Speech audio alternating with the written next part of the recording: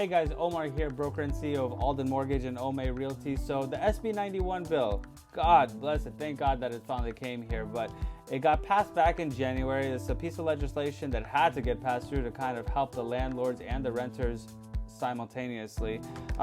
Now you're officially allowed to go ahead and apply. Some counties are still kind of lagging, but you could go into your county's website and they will go ahead and have the application process where you could go ahead and just start the process. Now there are things that you are going to need. You will probably need like a deed, your driver's license, a lease agreement, and if the lease agreement has expired, which I'm assuming that a lot of them have expired, because you're not going to renew a lease on a tenant that is just not paid rent for so long, and they're probably going on a month-to-month.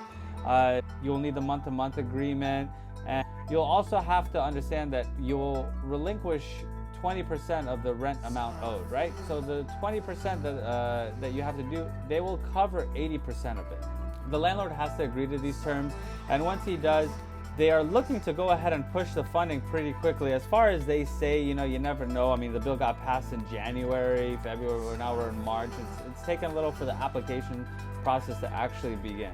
Now, the SB 91 bill, it's a modification, or it's just an add-on to the AB 3088, which, it outlined the eviction moratoriums, help tenants out, but now we're kind of getting into the whole landlord situation that most of us are in. Now, the eviction moratorium, which is one of the things, has been extended until June 30th. June 30th is when we're allowed to go ahead and start eviction process again. So it is kind of imperative that we kind of get this all dialed in and get it all finished as quickly as possible. That's why the application process today, this is March 16th, has officially started in a lot of counties.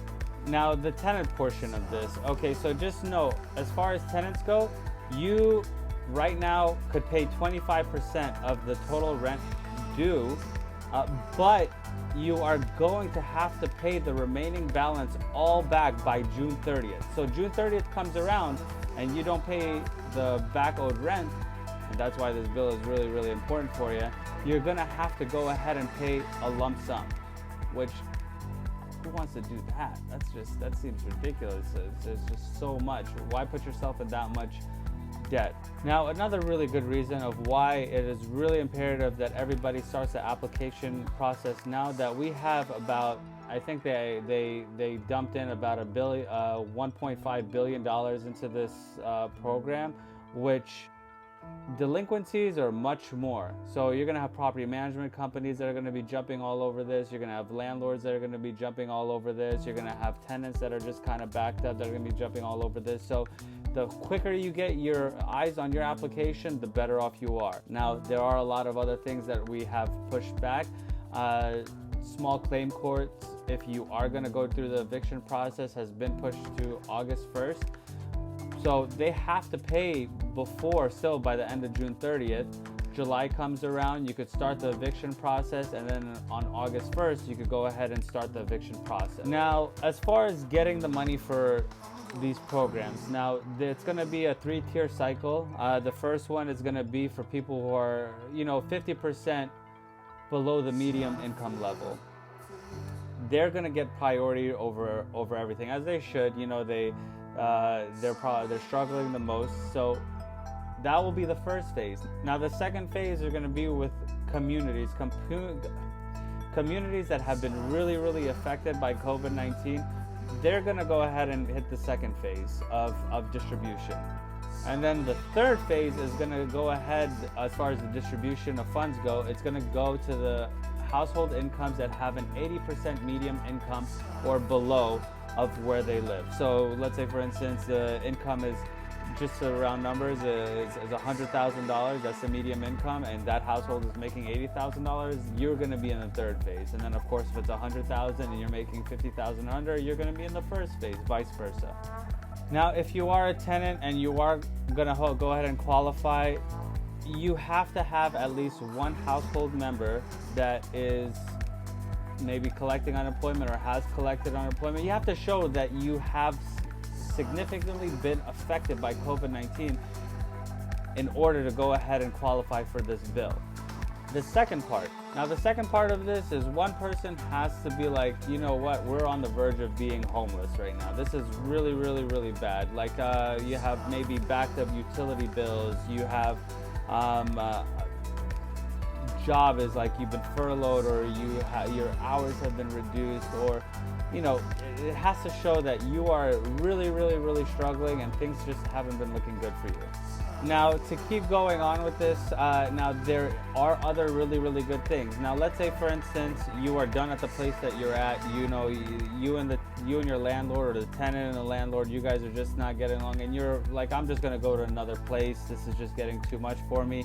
Now, the good thing is that if you do apply for another place, an applicant cannot be denied if COVID has directly affected them, which is awesome, right? It shouldn't be the case. It should be like a helping hand for you, right? It should be something that will go ahead and get you into the next place and not have you affected by, oh my God, COVID-19, my husband lost his job, or my wife lost her job, or I lost my job, and my roommates, or whatever your situation is.